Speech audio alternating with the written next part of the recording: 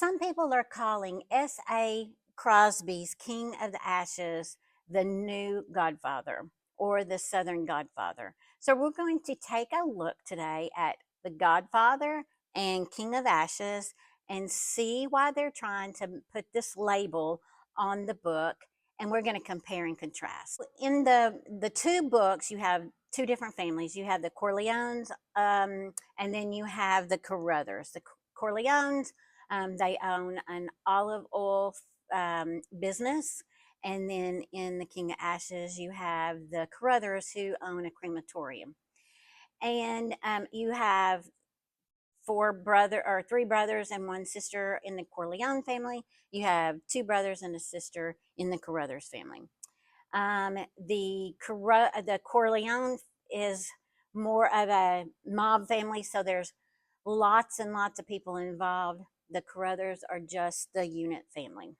So Michael Corleone, he's a product of the empire. He's been in it. He's seen his dad. He goes away and comes back, and he tells Kay that he's not going to be like his dad. And we all know what happens. So Michael is very meticulous. He knows the business. He knows what he's after, and he's trying to make more money for the family. On the other hand, the Carruthers is the younger brother has gotten into some trouble, and it has caused grief in the family. The dad's in the hospital in a coma, and so Roman comes in and he finds out about what's going on with his brother, and so he tries to fix the problem because he's the inheritance of the mess. He's the protector of the family. He is the firstborn son. So he feels like it's his place to take care of his family. They have a crematorium, which the sister and the dad have been working in it, keeping that business going. So there's some comparisons and some contrast on it. So now let's talk about the way Mario Puzo wrote this book compared to S.A. Crosby writing his book. Think back in The Godfather, and two of the most memorable scenes in The Godfather. One is where Luca Brasi, he sleeps with the fishes. And so we get it.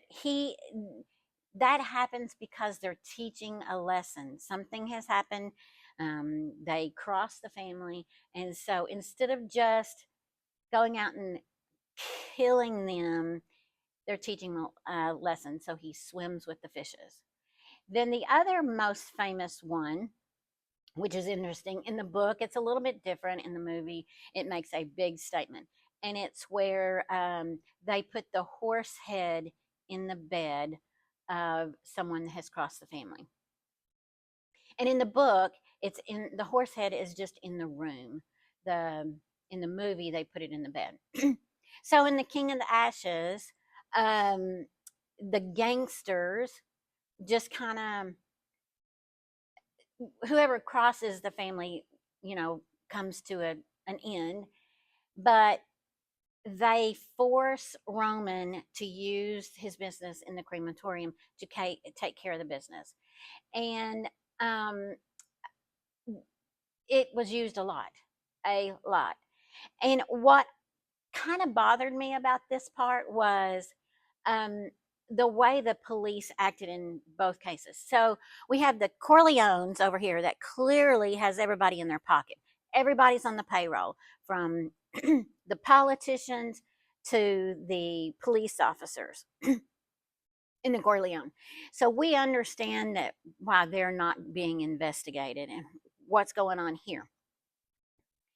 In King of the Ashes, on the other hand, there are police involved, but there's all these murders happening. There's all these bodies, people disappearing, and it just kind of gets swept under the rug. He doesn't go into a lot of things, and maybe that's part of the point of it. But to me, that's a little bit on the, I don't know what the word is. I just feel like that there was a little bit of it missing, and where Mario Puzo wrote it so poetically and so descriptive, and so we really understand the full extent of the power of the Corleone family. Where on the King of Ashes, it's a little cloudy on that part. That this where the comparison starts to fall apart. At least for me, I feel like in Mario Puzo's book, everything happens for a reason. Everything is so beautifully written, if you can say that violence is beautifully written, but it's just a different world where this is almost poetic in a way in the King of Ashes. And I understand that this is completely different generation, different times. There's a lot more violence going on in the day, but for this one, it is more reality than this one over here, and this is more poetic way of writing. And I enjoyed this book. It was a really interesting book.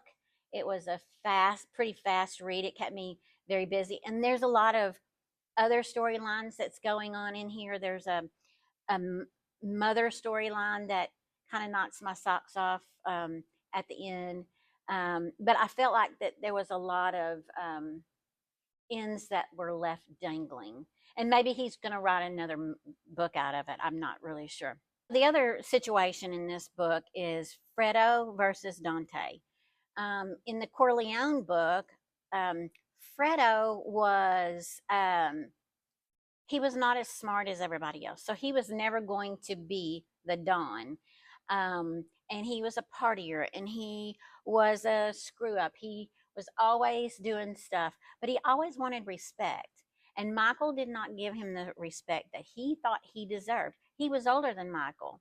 So he thought that he was being passed over, and that really got to him. And Michael had to choose between family and power. And as we all know, he chose power. On the Crothers, there was Dante. He was the youngest brother. He was always taken care of.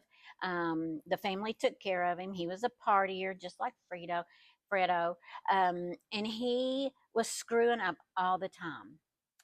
And it just seemed like to me that there was no consequences for Dante until there was consequences. And you'll have to read the book to see what happens to Dante, and how Roman took care of what happened to Dante. Is this the new Godfather? In terms of grit and family loyalty, I would say yes. In terms of family on both sides, pretty much yes. But where I feel like that it really differs is just in the terms of writing. And it's going to be hard for me to even justify anybody being called the Godfather or the new Godfather, because I am such a purist when it comes to the Godfather book. So I would say that if you like gangster movies or gangster books, excuse me, then this is a great book. It's a great book. It's a great family drama. But if you really want to see what life was back in the mob day, nothing can touch The Godfather. So, for my cocktail today, I made the Marlon Brando cocktail, and I will leave the recipe down at the bottom as always. And this is really good. Real good. Real good. So, have you read either book? What do you think about either book? I would love to know. I'd love for you to reach out to me and tell me what you think. If I'm on the wrong path, if I'm on the right path, let me know, because I'd love to hear from you. I would love to hear from my mobster friends out there about The Godfather. So thank you very much. I'm Dana B, and this was Boozy B's Books and Cocktails. Cheers!